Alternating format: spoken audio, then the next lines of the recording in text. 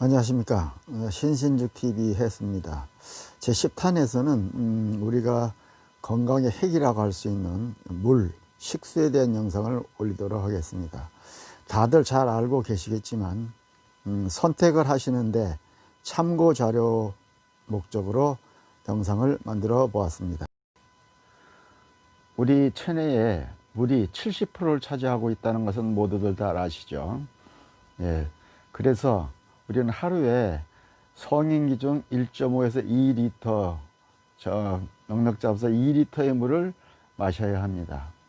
만약에 체내에 수분이 손실되면은 여러 가지 증상이 일어나는데 2% 감소 시에는 갈증이 심화되고 불쾌감이 나고 식욕이 상실되며 4%가 감소됐을 때는 소변량이 감소하고 근육 피로감이 느끼며 8% 감소 시에는 현기증이 일어납니다. 10% 감소했을 때는 근육 경련이 일어나고 12% 감소할 때는 높은 기온에 대한 적응력이 상실되고 20% 감소했을 때는 사망하는 일이 벌어지게 되는 것이죠. 이렇게 물은 우리 몸의 생명을 유지하는데 필수적인 요소입니다. 이런 물이 어떤 역할을 하는지 간단하게 알아보면은 제일 먼저 영양분을 공급합니다. 영양소를 흡수해 운반해서 필요한 세포에 공급을 하게 되죠. 또한 독소를 제거합니다. 불순물과 노폐물을 몸 밖으로 배출시켜주는 역할을 하고 체내에 열을 발산시켜서 체온을 유지시킵니다. 또한 순환 기능이 있어요. 혈액순환과 대사작용을 하여서 순환 기능을 하고 있습니다. 다음은 우리 주변에 과연 어떤 물들이 있는가, 그 종류와 과연 그 물들이 우리 건강에 안전한가에 대해서 몇 가지 짚어보도록 하겠습니다. 수돗물이 있죠. 근데 이 수돗물은 수도관을 통해 이동해 옵니다.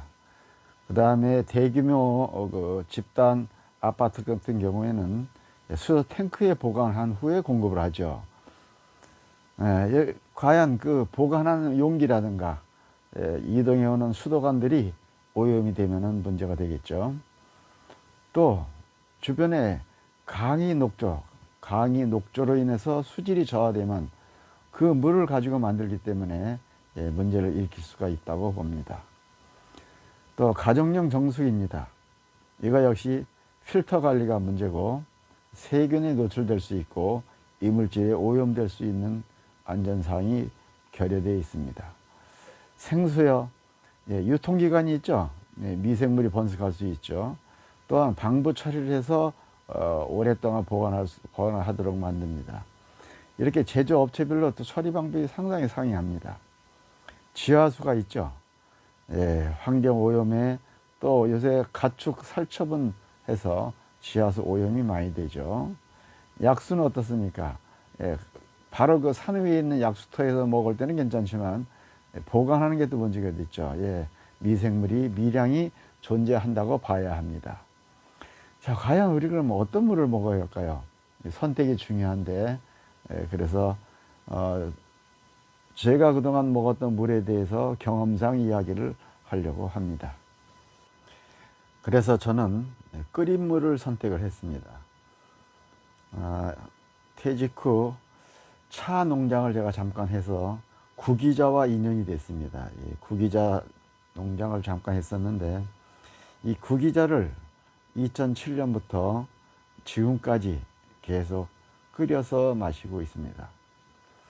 2007년에서 2013년까지는 구기자만 끓여서 먹었는데 2014년에서 3, 4년간은 상황버섯을 얻은 지인이 줘서 상황버섯을 좀 플러스해서 끓여 마셨고 2018년부터 20년까지는 인진쑥을 또 섞어서 끓여서 마셨습니다. 인진쑥은 제가 B형 간염 보균자라고 하는 것을 알았기 때문에 간에 좋다는 인진쑥을 넣었습니다. 다음에 거기에 고동, 다슬기 좀 인물에서는 이걸 끓인 물을 또 하루에 한 컵씩 마시고 있습니다.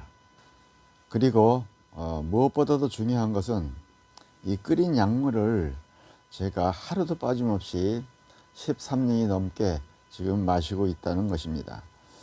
물론 특별한 상황인 경우에는 다른 물을 마실 수 있지만 끓인 물을 차에 가지고 다니면서 되도록 계속적으로 지속적으로 마실 수 있도록 노력을 하고 있습니다. 제가 건강한 이유 중에 중요한 한 가지를 바로 이 구기자 끓인 물로 생각을 하고 있습니다. 여러분, 끓인 물을 제가 선택을 했다고 그랬는데 끓인 물은 죽은 물이다 뭐 이런 말이 있죠. 반증을 하기 위해서 제가 2015년 K워터 연구원에서 실험한 결과를 잠깐 인용을 하겠습니다. 수돗물을 40분간 가열해서 농도 변화를 측정해 봤습니다. 그러니까 총 미네랄 대비 이온성 미네랄 함량비가 가열 전은 87%인데 가열 후 86%, 거의 변화가 없습니다. 근데 그 수돗물에다가 차 5종, 보리, 옥수수, 결명자, 현미, 또 둥글레 이런 등을 끓여서 농도 변화를 측정해 봤습니다. 역시 총 미네랄 대비 이온성 미네랄 함량비가 수돗물이 79에서 89% 나왔는데 차별로 좀 틀립니다. 79에서 93까지, 현미차가 제일 많이 나오는데 93%까지 함량비가 높았습니다. 더군다나 인체의 필수 미네랄 성분이 있죠. 칼슘, 칼륨, 나트륨, 마그네슘, 황, 인 이런 등의 육종우리 미네랄 성분이라고 하는데 몸에 유익한 이런 것을 풍부하게 섭취 가능함을 확인한 실험입니다. 설명을 덧붙이면은 수돗물 자체에도 미네랄이 포함이 되어 있어서 우수한 물이지만 차를 이용해서 마실 경우에는 우리 체내에서 정상 혈압 유지를 시키고 세포 물질 대사 효소 작용을 하는 칼륨이 그 용출량이 가장 높았다고 합니다. 다음은 구기자의 효능을 잠깐 알아보도록 하겠습니다. 먼저 동의보감으로 본 구기자의 효능입니다. 이 구기자는 동아시아 지역에 약 2000여 년에 걸친 임상 경험적 처방이 기록되어 믿을 수 있는 3대 명약 중에 하나라 했습니다.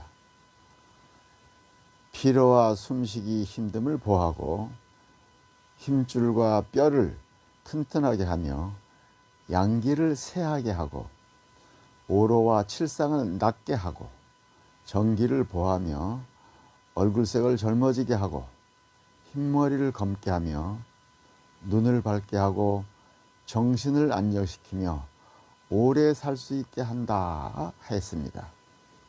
여기서 오로와 칠상은 심장, 간장, 비장, 폐장, 신장 등 5장의 손상을 가는 것을 오로라고 하고 과식, 분노, 걱정 쌓이는 마음, 풍우, 한서, 두려움, 축축한데 오래 앉아있는 것 이런 것 등을 상하게 하는 것을 칠상이라고 합니다. 진시 황제가 찾던 불로초 중에 하나였던 이 구기자는 영양성분도 많이 있습니다. 오렌지 한 500배가 넘는 비타민 C 성분 뿐만 아니고 황산화 성분, 그 다음에 비타민 B1, B2, B3, 식이섬유, 철분, 칼슘, 아미노산류, 베타민 등이 있습니다. 한의학적으로 특징은 이 자양강령제이며 노화 방지를 한다고 했습니다. 면역력 강화, 체내 중금속 배출, 알츠하이머병을 억제하는 효과도 있고 혈액순환 촉진, 즉 혈압 안정 효과도 있고 체내 콜레스테롤을 저하시키는 효과도 있습니다. 그 외에도 미용 개선 효과도 있고 여성의 호르몬 균형을 이루어주는 그런 효과도 있습니다. 다음은 인진숙의 효능에 대해서 잠깐 알아보겠습니다.